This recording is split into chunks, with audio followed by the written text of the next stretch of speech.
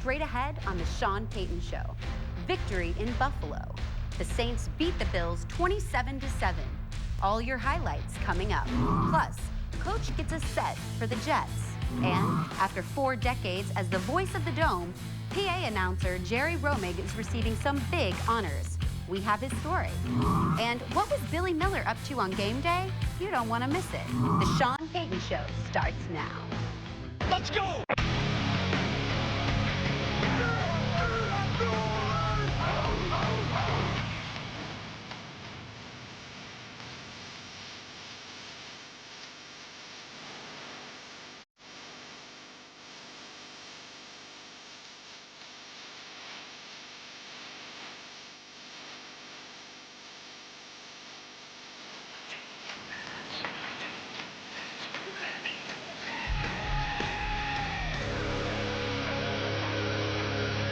The Sean Payton Show, presented by Circle K. What else do you need?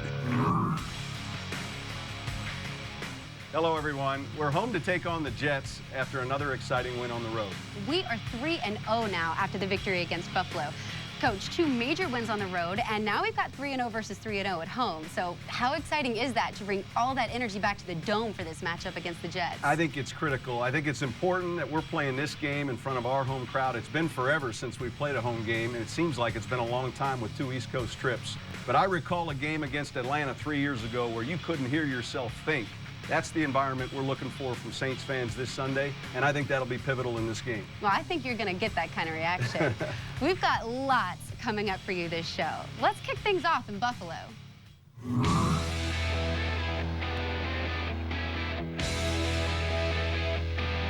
There's several hundred Saints fans, black and gold fans here behind the Saints bench cheering their team on. All the way to the show! New Orleans, baby! Yeah, New Orleans! All the way! All the way to Louisiana. Ryan Lindell's kickoff will come down to Courtney Roby at the 2, straight ahead to the 10 to the 15, cuts to his left to the 20, and he'll be taken down short of there. Breeze out of the shotgun. Here come the Bills up the middle. The Saints pick it up. Breeze with time, throws, and it's caught. Hamilton, the tailback, gets the call, and Hamilton, falling forward, is in for the touchdown.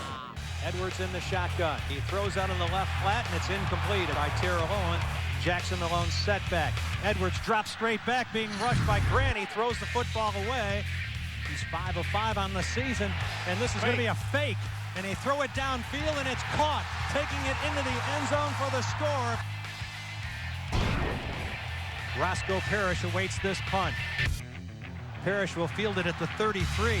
Drops the ball, and the Saints may have it at the 32-yard line, and he does have it. Handed off to the tailback, Thomas, running left. Pierre Thomas turns it up to the 20. Jumps over a tackler. 10, 5, fighting to the goal line.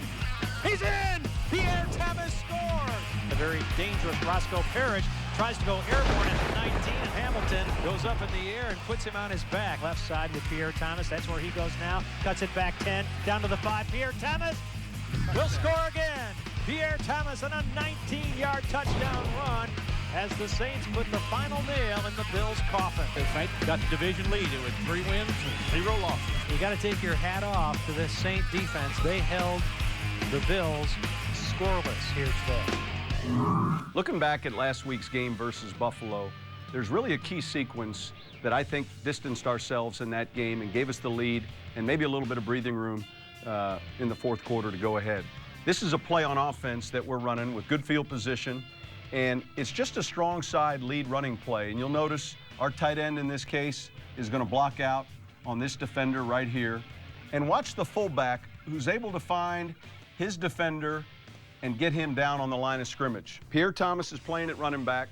We hand the ball off, and you see Jeremy Shockey's block at the point of attack here. And you'll also see Heath Evans cut this defender right at this moment and gives Pierre Thomas an edge to run, and we end up with a big play. In this 4th quarter drive, you're going to see the Saints on defense. I want you to watch the effort, all right, of Charles Grant here at this position and what he's able to do to the pocket. He beats his man in a one-on-one battle and forces the sack. And I think if there's one thing that we did well consistently in this game is this group right here rushed the passer extremely well. We challenged them during the work week as we got ready to play this game, and we felt like the matchups were in our advantage. A good move inside, pressure on the quarterback, and a sack for the Saints. That was, I think, a critical point in the game, especially in the fourth quarter, for us to get the scoring play by Pierre Thomas in the running game, and for us to constantly apply pressure and see the quarterback on the ground like this. I think that was a key moment in this game. Speaking of Pierre Thomas, he shook off the flu to help seal the win against the Bills. That definitely deserves a healthy dose of lagniappe. Thomas scored 2 touchdowns in the final 10 minutes.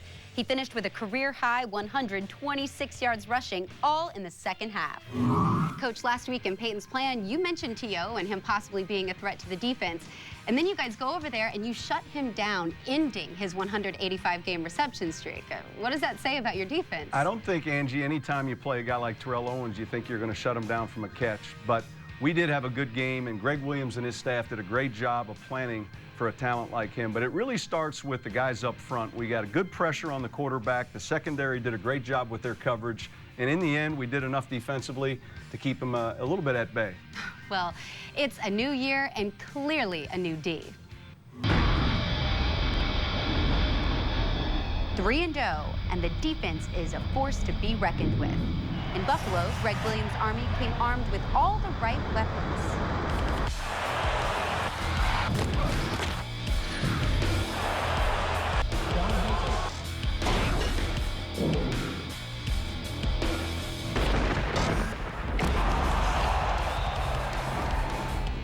So, Greg, you definitely left your mark in Buffalo, and it's your first game back in 6 years. Did you find that there was even more pressure personally to come out ready to go? The fact that it was the first time that I was actually back in Buffalo since the moving vans pulled out of the driveway, it was a nice win. What's one of the most significant changes that you've made since stepping into this position? You know, I think it's really kind of underrated on how good of a foundation of defense that they had here already. It's a combination of him and the players buying into it. You know, we like everything that he's preaching. He's sure about himself. He knows that he has a good plan going into each week, and he knows the type of work he puts in. I'm going to be accountable to them. I'm going to work as hard as I can to give them the best game plan that we can, but then they got to go out and execute it. And I think the fun part of me is seeing them take ownership. Last week we were talking to some of the players about Drew Brees and his work ethic and how he's really a uniting force for the offense. Who do you think really steps into those shoes? Who's the QB of the defense, I guess? Good leaders make the other people around them better. That's what Drew does. Jonathan Vilma is that same thing for us on defense. He plays at a high level himself, but then he gets the other guys around him to play at a very high level too.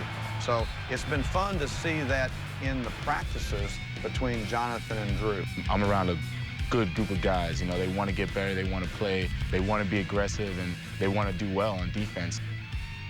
T.O. did not have a single catch in this week's game. What does that say about the team? I thought our guys took the challenge very well. I thought our 2 corners did very well against Lee Evans and Terrell.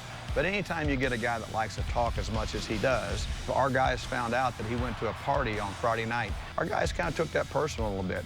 Well, what are some of the things that you're doing that's making people realize, hey, this really is a totally different defense? Really, football's football. And the things that we do get them to do is we get them to take ownership, and we get them to play harder than they've ever played before. And if they don't play as hard as they're supposed to play, why am I playing them? I'm not afraid to set anybody down. I'm not afraid to come over and stand by me. I don't care how much money they make. I don't care where they were drafted, okay? There's an ownership to the position and a respect to the game.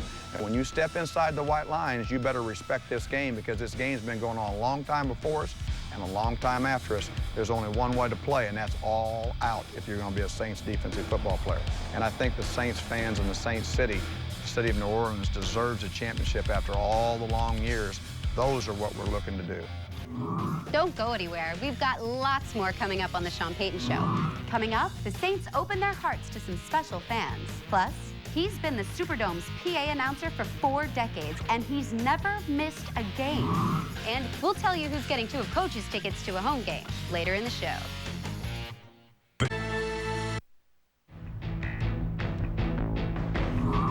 Hey, Coach, this is Chris Willard from Canada. Who is the most underrated player on the team? Chris, that's a great question. I think by far one of the most underrated players on our roster is our right guard, Jerry Evans. He was drafted in 2006 and has been an anchor for our offensive line since then. I think many of the people in the league, coaches and GMs, clearly understand how good this guy is playing. I think Jerry Evans is a guy you're going to see a lot of. He's certainly been an important part of our offense and our offensive line, and he would be one of our most underrated players. If you have a question for me, email it to info@theshawnpaytonshow.com. We are back in the Superdome to take on the Jets in Game 4. That means legendary announcer Jerry Romig will be back on the mic.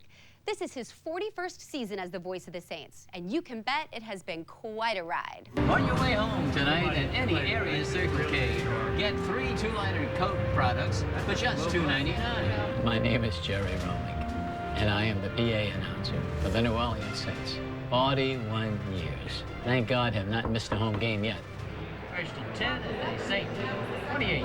I love football, so this is where I was meant to be. My trademark here is whenever the Saints make a first down, and I follow it with first down, first down, first down, and a first down. Saints! It's like a family up here, and Dad's like the leader of the family.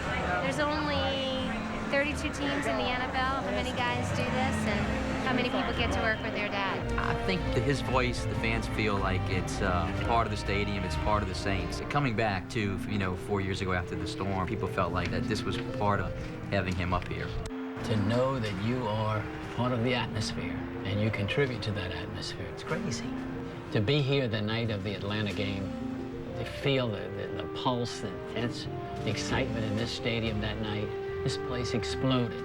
Saints football is New Orleans. The city just took this team and wrapped its arms around it and never let go. This team belongs to the city and don't ever try to take it away. I think we've got the kind of team this year that's going to just light up this place. This is going to be a circus and a half. And a first down, Saints! When the Saints have time off, they make it a priority to reach out to the community. For a few players, that recently meant spending some time with a few deserving fans at a local hospital.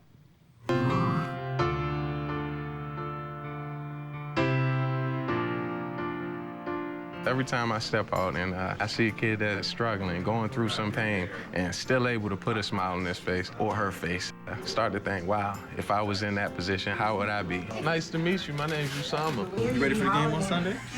Just to come in and see them and shake some hands and give out a couple gifts. It's exciting and cool. Our goal is to come in here and to make somebody smile. This should be exciting right here, man. How you doing? My favorite player is Lance Moore. I want to be just like him. One kid said his favorite team was the Falcons, so I had to mess with him a little bit about that. Let go of the Falcons. Saints, baby. How you doing? Doing all right? You a Saints fan? We go in a couple rooms, sign some autographs. I saw the greatest vision. These guys walking in because I love football. I absolutely love football. Saints players are very important to New Orleans. We all know that. It gets to us. We get a little bit sad in here, but we try to keep the spirits up, and I think it's a good thing that we do. Whether it's a hospital, a school, a football team, basketball team, I like to just go out and help out. When you're in a downer, this is sort of a downer for me. That's really a way to lift you up. Another player that's been making it a point to hang out with fans, Billy Miller. While the team was away, Miller was hanging with the Hootats here in New Orleans. The story is coming up.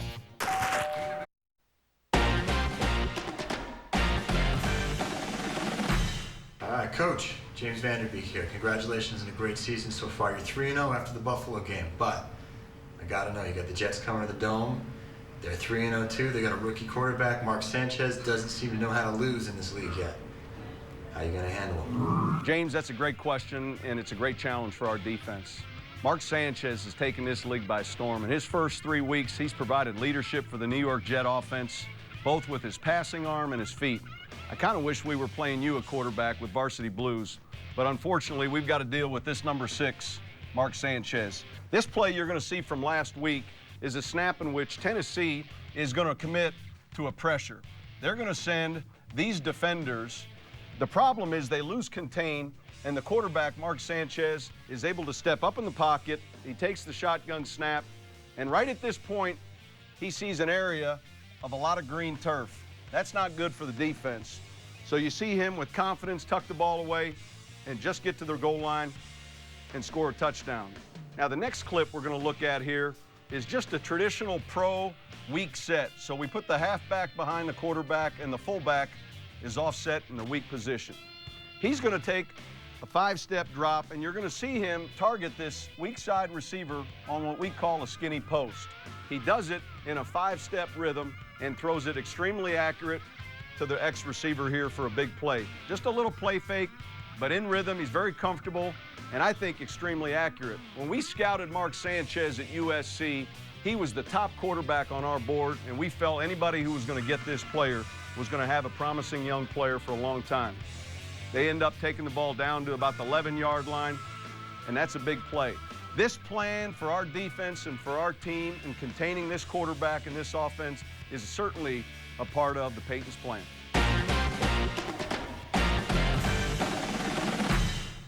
Billy Miller was at it again. While the black and gold were on the road in Buffalo, instead of bar hopping, he was on the hunt for some house parties to crash. Thanks to all of your emails, one family having a big bash got the surprise of their life. Billy Miller here with another episode of the Sean Payton Show. And today we pulled up on this house. Got gumbo in the front. I see some field goal posts. I hear some rumbling going on in the back, so I'm gonna go check this out. We're gonna crash this party. How you doing, sir? Dude, get out of here! Got a little party going on. You got a party. That is the truth. Would you like to try some gumbo in honor of the Saints mascot? All right, let's try it. Wait, I've got some Saints gold cotton candy. Mine is better. Mine is better. Okay, I'm sorry. My bad. 10, 5, fighting to the goal line. He's in. They scored. I got the field lined up back here, the field goal post. I never thought people do this when we were away. I mean, an RV in the back, a lined field, playing a little football. It's unbelievable. How do Saints fans compare to other fans around the league? Well, they come to the game ready, right? They don't have to get to the game to get ready. They come to the game ready. What do you like about New Orleans? What do I like about New Orleans? The people, the food. I love New Orleans, man. Billy, man, I appreciate y'all crashing our party today. It was fantastic. I appreciate it. A great time, great family, great friends.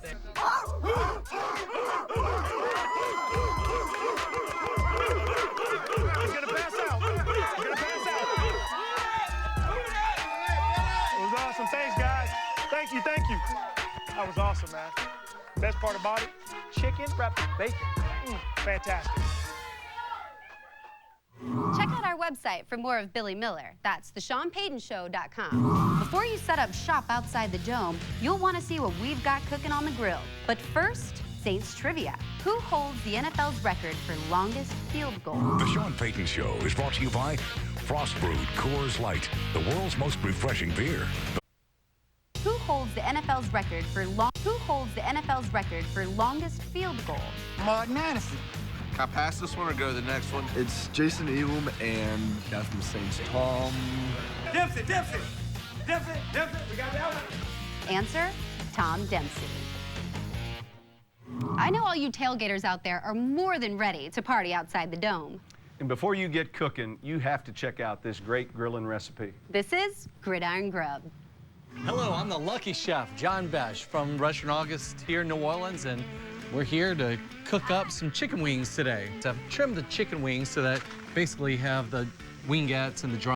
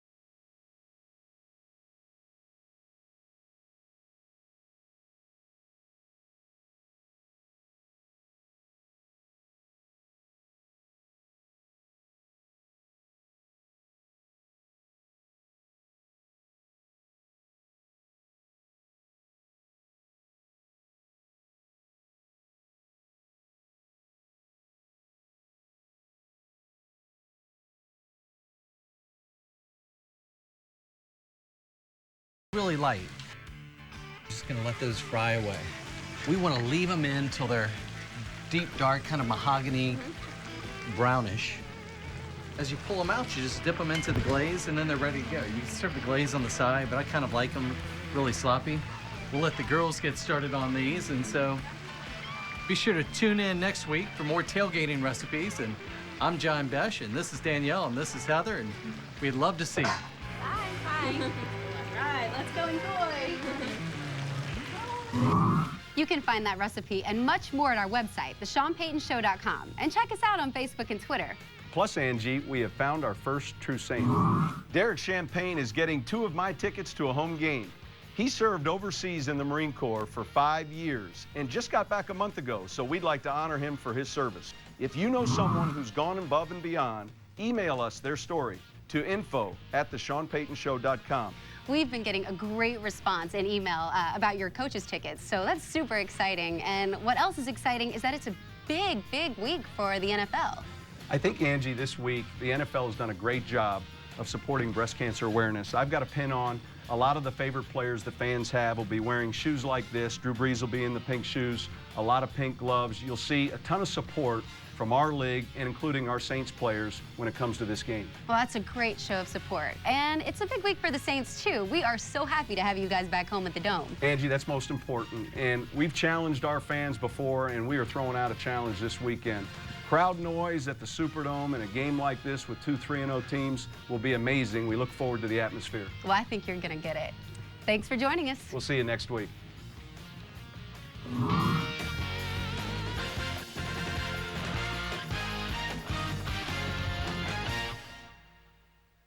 The Sean Payton Show.